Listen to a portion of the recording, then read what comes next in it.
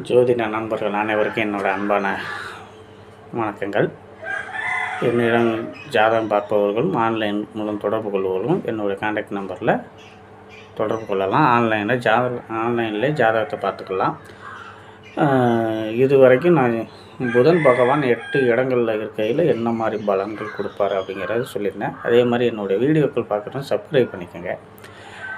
நிறைய அதுகளை காணொலிகளை நான் வர்றேன். இது பொது பலனாக தான் சொல்கிறேன். 9ஆம் இடத்துல இன்றைக்கு புதன் இருந்தால் எப்படி இருப்பார்? 9ஆம் பாவம்னால எல்லாருக்குமே சொன்னால் ஒரு திரிகோணங்களில் 9ஆம் இடம் 1, 5, 9 மிகப்பெரிய பலம் பெற்றதும்பாங்க. 9ல் புதன் தந்தையாருக்கு தீர்க்க ஆயுசு பலன் நல்லதாலும் கொடுப்பார். சட்டம் பேசுவார். நியாயம், தர்மம், நீதி, நேர்மை அதெல்லாம் இருக்கும்.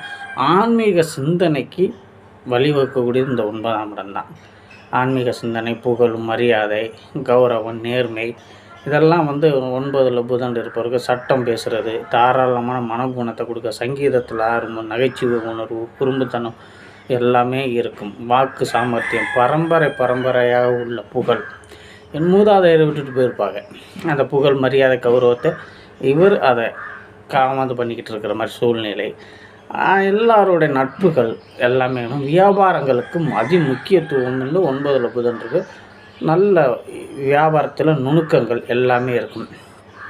அதேமாதிரி நல்ல வழியில் சம்பாத்தியம், நேர்மையான வழியில் சம்பாதிக்கணும் அப்படிங்கிற எண்ணங்கள் இதெல்லாம் வரும். யாரையும் ஏமாற்றக்கூடாது, போகக்கூடாதுங்கிற தந்தைக்கு நல்ல மரியாதை, கௌரவம், அந்தஸ்து அனைத்தையும் தேடி தரக்கூடியது தான் இந்த 9ல் புதன். இதே மாதிரி எல்லாரோடையும் அனுசரித்து கொடுக்கக்கூடிய ஒரு சக்தியையும் கொடுப்பார்.